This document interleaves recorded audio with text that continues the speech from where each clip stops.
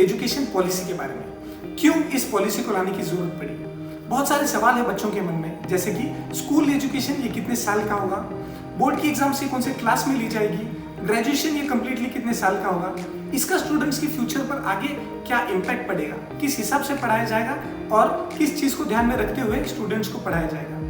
ये सभी क्वेश्चन के आंसर्स हम इस वीडियो में जरूर देंगे। दोस्तों, कई लोग ऐसा मानते हैं कि कोविड को ध्यान में रखते हुए एजुकेशन पॉलिसी को रिफॉर्म करने की जरूरत पड़ी, मगर मैं आपको जानकारी के लिए बता दूं कि 2014 के लोकसभा इलेक्शंस के दौरान एनडीए गवर्नमेंट की मुख्य प्रायोरिटी पर न्यू एजुकेशन पॉलिसी ये उनकी घोषणा पत्र में दिया हुआ था। 31 अक्टूबर 2015 में कैबिनेट के सचिव जे.आर. सुब्रमण्यम को इस पर एक रिपोर्ट बनाने के लिए कहा गया था और 27 मई 2016 को उन्होंने ये रिपोर्ट मिनिस्ट्री में जमा कर दी। इसी के एक साल बाद 24 जून 2017 को इसरो के चीफ वैज्ञानिक के कुतुरमन और उनके साथ 9 मेंबर्स को इस ड्राफ्ट को बनाने की जिम्मेदारी दी गई थी और 31 मई 2019 को उन्होंने ये ड्राफ्ट रेडी करके एचआरडी मिनिस्ट्री में सबमिट कर दिया और फाइनली ये पॉलिसी 2020 में इम्प्लीमेंट हो रही है। दोस्तों, बदलते समय इनोवेशन, रिसर्च एंड टेक्नोलॉजी को ध्यान में रखते हुए और वेस्टर्न कंट्रीज की एजुकेशन पॉलिसीज को भी ध्यान में रखते हुए न्यू एजुकेशन पॉलिसी ये डिजाइन की गई है। दोस्तों, करंट एजुकेशन पॉलिसी ये 1986 में राजीव गांधी गवर्नमेंट ने डिसाइड की थी, जिसमें 1992 नरसिम्हा राव की गवर्नमेंट ने कुछ स्लाइड चेंजेस किए थे। अब हम बात करेंगे कि क्या क्या चेंजेस हैं इस नए पॉलिसी में और पुराने हमारे एजुकेशन। MHRD यानी ministry of human resource development अब चेंज हो जाएगी एजुकेशन मिनिस्ट्री, यानी HRD मिनिस्टर अब होंगे एजुकेशन मिनिस्टर। दोस्तों, इंडिपेंडेंस यानी 1947 से 1985 तक एजुकेशन मिनिस्टर ही हुआ करते थे। 1986 से 2020 तक इसे HRD में कन्वर्ट किया गया था। सेकेंड सबसे बड़ा चेंज ये हायर एजुकेशन में किया गया है, यानी कि कॉलेजेस और यूनिवर्सिटीज में, जिसे मल्टीपल एंट्री एंड एग्जिट का नाम दिया गया है, जो कि काफी बेहतर डिसीजन है।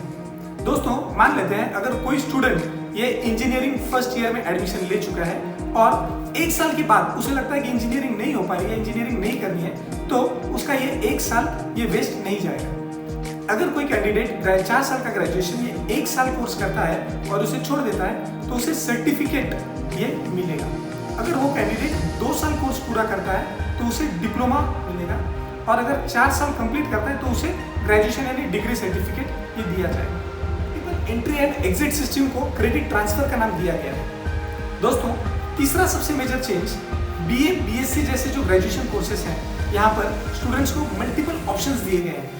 अगर कोई जॉब के हिसाब से अपना पढ़ाई करना चाहता हो तो उसे 3 साल का ग्रेजुएशन, कोई रिसर्च में करना चाहता है तो उसे 4 साल का ग्रेजुएशन, पोस्ट ग्रेजुएशन ये सिर्फ 1 साल का ही होगा, MPhil करने की जरूरत नहीं, 4 साल में PhD कोर्स रहेगा। चौथा सबसे बड़ा डिसीजन मल्टी डिसिप्लिनरी एजुकेशन, यानी कि कैंडिडेट्स अपने मन चाहे सब्जेक्ट्स ये चूज कर सकता है। फॉर एग्जाम्पल, अगर कोई कैंडिडेट ये फिजिक्स में ग्रेजुएशन कर रहा हो तो ये कैंडिडेट म्यूजिक या पॉलिटिकल साइंस को भी अपना एक सब्जेक्ट चूज कर सकता है। दोस्तों, पांचवा सबसे बड़ा डिसीजन कि वन सिंगल रेगुलेटरी बॉडी। फिलहाल की डेट में AICTE, UGC ऐसे कई बॉडीज हैं जो हायर एजुकेशन के लिए रूल्स बनाते हैं, मगर इन सब बॉडीज को क्लब करके एक सिंगल रेगुलेटरी बॉडी बनाई जाएगी जो सब हायर एजुकेशन पर कंट्रोल रखेगी। दोस्तों, छठवां सबसे बड़ा डिसीजन कि सभी यूनिवर्सिटीज की समान मान्यता होगी, जैसे कि सेंट्रल यूनिवर्सिटी, स्टेट यूनिवर्सिटी या किसी भी प्राइवेट यूनिवर्सिटी में एक ही प्रकार का एजुकेशन होगा और सभी की मान्यताएं भी सेम होगी। सातवां बड़ा डिसीजन आ रहा है फीस को लेकर। दोस्तों, कोई भी प्राइवेट यूनिवर्सिटीज अपनी मनचाही फीस ये चार्ज नहीं कर पाएगी, जिसके लिए एक फी कैप रेगुलेट किया गया है और इसी फीस कैप में कोई भी प्राइवेट यूनिवर्सिटीज फी चार्ज की जाए। आठवां सबसे बड़ा डिसीजन आ रहा है रिसर्च फंड्स को लेकर।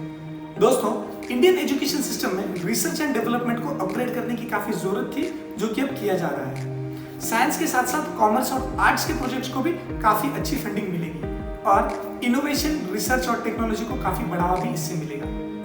स्कूल्स एंड जूनियर कॉलेज पर इसका क्या इम्पैक्ट पड़ेगा? दोस्तों, अब तक जो करंट पैटर्न चलते आ रहा था वो 10+2 यानी 10th स्टैंडर्ड में बोर्ड की एग्जाम्स और 11th में स्टूडेंट को डिसाइड करना होता था कि या तो उसे साइंस फील्ड चूज करनी है, कॉमर्स या आर्ट्स। तो 10+2 साल का 11th 12th की बोर्ड होती थी। दोस्तों, पर अब न्यू एजुकेशन पॉलिसी में काफी सारे रिफॉर्म्स किए गए हैं। अभी जो नया पैटर्न आएगा वो होगा 5+3+3+4, यानी कि बोर्ड की एग्जाम से 8th स्टैंडर्ड में ही की जाएंगी और 9th से 12th ये सभी के लिए इक्वल पढ़ाई होगी, जिसे मल्टी डिसिप्लिनरी एजुकेशन कहा गया है। फिजिक्स का स्टूडेंट ये हिस्ट्री को, म्यूजिक को या पॉलिटिकल साइंस को भी अपना मेन स्ट्रीम सब्जेक्ट चूज कर सकता है। हॉबी सब्जेक्ट को एक्स्ट्रा सब्जेक्ट नहीं कंसिडर किया जाएगा और इसके मार्क्स स्टूडेंट में कैलकुलेट किए जाएंगे, जिस वजह से स्टूडेंट का ग्रेडेशन में भी काफी अच्छा इफेक्ट देखने को मिल सकता है। दोस्तों 3 साल से 6 साल के स्टूडेंट्स यानी नर्सरी स्टूडेंट्स को वेज ऑफ प्लेइंग सिखाया जाएगा, जिससे उनका ब्रेन डेवलपमेंट और स्ट्रॉन्ग हो। फर्स्ट स्टैंडर्ड से 3rd स्टैंडर्ड तक स्टूडेंट्स पर रीडिंग एंड राइटिंग स्किल्स पर फोकस किया जाएगा, जिससे उनकी कॉम्पिटेंसीज ज़्यादा डेवलप होगी।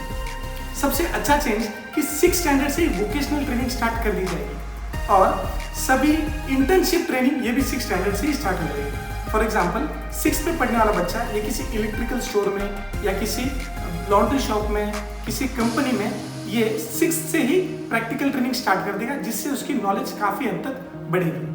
6th स्टैंडर्ड से कोडिंग भी ऐड कर दिया जाएगा सिलेबस में, जो कि काफ़ी अच्छा डिसीजन है। अब हम बात करेंगे बोर्ड एग्जाम्स के बारे में। काफ़ी टेंशन होती है स्कूल एजुकेशन में स्टूडेंट्स के मन में बोर्ड ये एग्जाम सुनते ही। पहले बोर्ड एग्जाम से 10th स्टैंडर्ड में होती थी और 12th में होती थी, और अब न्यू एजुकेशन पैटर्न में बोर्ड एग्जाम्स का महत्व कम कर दिया गया है।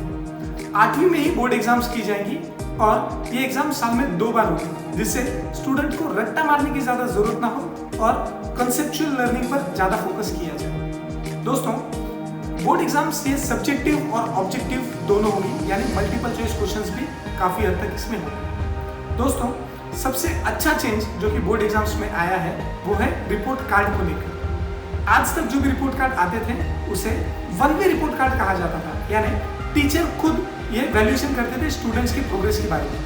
पर अब एक मेजर चेंज किया गया है रिपोर्ट कार्ड्स में।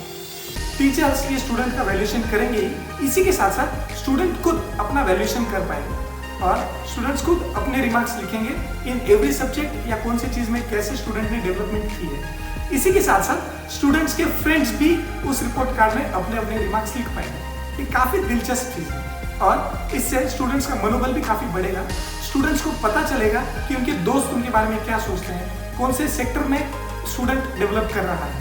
एक सबसे अच्छा और सबसे बड़ा डिसीजन जो कि गवर्नमेंट ने लिया है वो एजुकेशन सिस्टम के बजट को लेकर। पहले 4.3% पूरे जीडीपी का ये एजुकेशन को जाता था, जो कि बढ़कर अब 6% हो गया है, जो कि काफ़ी अच्छा डिसीजन है। दोस्तों अब हम बात करेंगे कि कॉलेज लेवल में एडमिशन्स के प्रोसीजर्स कैसे होंगे, जिसके लिए एक कॉमन एंट्रेंस एग्जाम की तैयारी की जाएगी और नेशनल असेसमेंट सेंटर ये सभी जगह पर खोले जाएंगे। दोस्तों इस ड्राफ्ट को मंजूरी तो मिल चुकी है, मगर इसका लागू होना अभी तक बाकी है। दोस्तों मैं आपको बता दूं कि इस ड्राफ्ट के इम्प्लीमेंट होते ही काफ़ी अपग्रेडेशंस होंगे एजुकेशन सिस्टम में, मगर इसके साथ साथ कुछ कमियां भी हैं। दोस्तों सरकारी आंकड़ों के हिसाब से गवर्नमेंट स्कूल्स में रिक्वायर्ड अमाउंट की टीचर्स भी नहीं है, और ऐसे में बड़ा सवाल ये उठता है कि क्या इंटीरियर्स में यानी खेड़े गाँव में जो कि काफ़ी शहर से काफ़ी दूर है, क्या यहाँ पर ये सभी पॉलिसीज इंप्लीमेंट हो पाएंगी? क्या इंटीरियर के स्टूडेंट्स को ये सभी पॉलिसीज का बेनिफिट हो पाएगा? ये सबसे बड़ा चैलेंज आज गवर्नमेंट के सामने है, जिसे उन्हें फेस करने की बहुत जरूरत है। और इंटीरियर के स्टूडेंट्स को भी ध्यान में रखते हुए वहाँ पर रिसर्च एंड डेवलपमेंट को बढ़ावा देना बहुत ही जरूरी है। मैं आशा करता हूँ कि इस वीडियो से आपको न्यू एजुकेशन पॉलिसी के सभी मुख्य चीजें समझ में आ चुकी होंगी। Thank you dear friends.